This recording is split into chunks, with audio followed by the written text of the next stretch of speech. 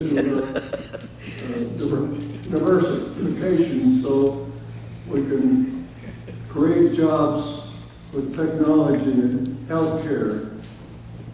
And that's why I think we can increase employment and stimulate the economy by that means.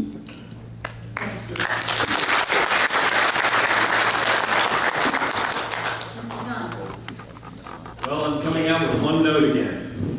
How do we get jobs in West Virginia? We create them. How do we get jobs in America? We create them. How do we create them? We do it the way the United States has always done it, and the way that we became the great nation that we became, and that is through diversification, as Congressman Heckler just said. Diversification. We are looking at coal, and if you followed me throughout my campaigns, I've said one thing over and over and over again. Coal is the answer.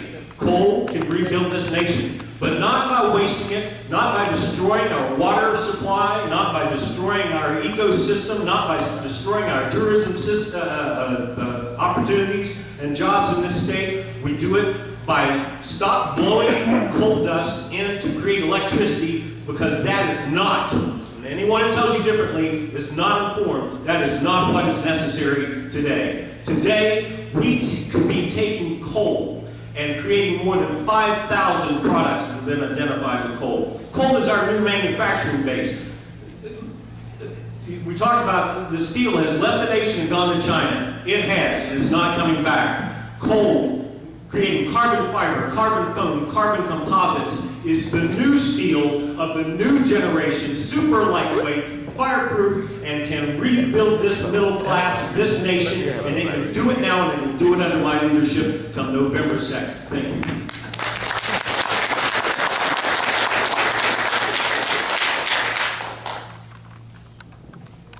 I believe there are three things we need to do to create jobs in West Virginia at the federal level. We need to either make permanent or at least extend the Bush tax cuts that were put in during his first term. Amen.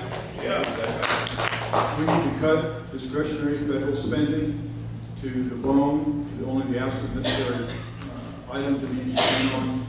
And we need to take Social Security money, put it in a lockbox, not let Congress put their fingers in the cookie jar and take money out.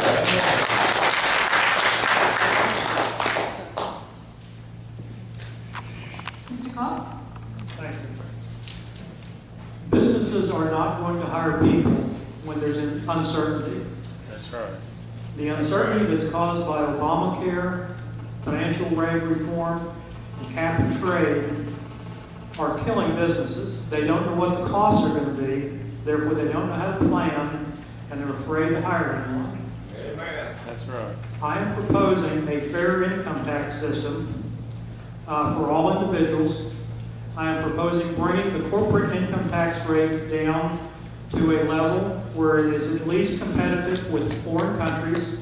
That will bring jobs and businesses back to this country. I'm proposing reducing the size of the federal government by 50% over 10 years. And it's very important that we align the interests of business, employees, and the government so that we're all pulling in the same direction instead of all tearing this country apart. Thank you.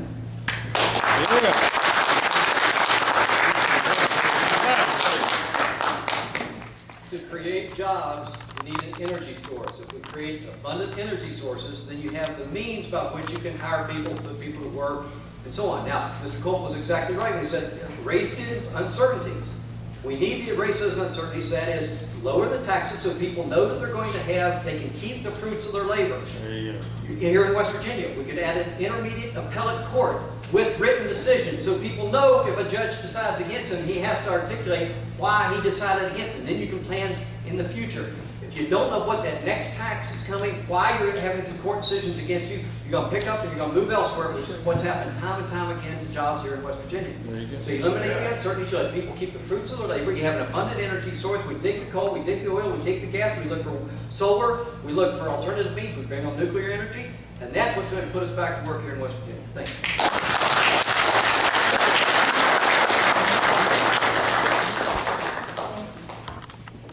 Question number 2, I will begin with Mr. Ribbage. Okay.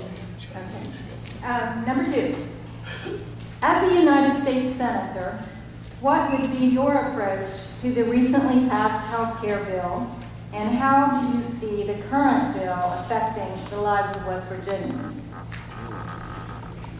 Repeal, replace, the health care bill, it's got to go.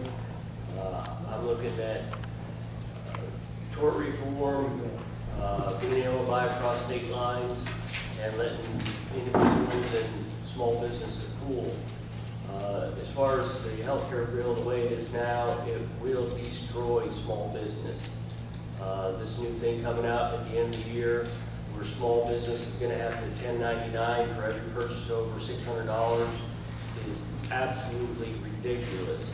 And again, I'm a concrete contractor. I've turned politician within 2 weeks. I don't have all the answers, but when they come up with ideas like this, neither do they.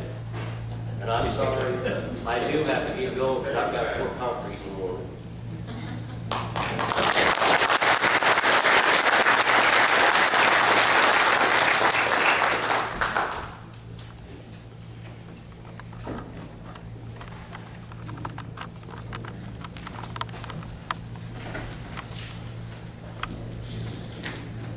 Mr. Bruner? I have yet in the last 2 weeks to find any politician that's read that 3,000-page monstrosity called Obamacare. Amen. It's got 68 grant programs in it. It's got 47 new bureaucracies.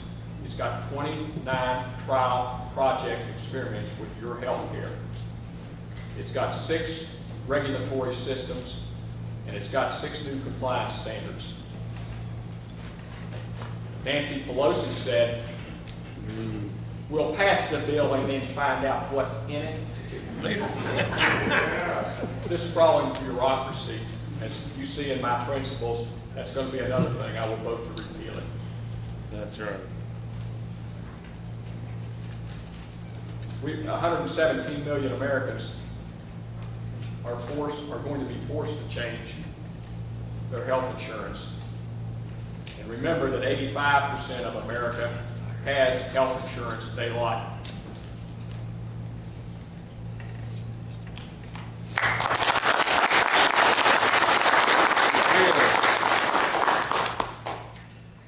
Mr. Hagler? I think all of you here will follow the progress, that's not a very good word, progress of the fashioning of the health care bill, know that there are a lot of very expensive compromises that had to be made to buy off enough legislators to make it pass. Amen. And all those things ought to be removed from the health care bill.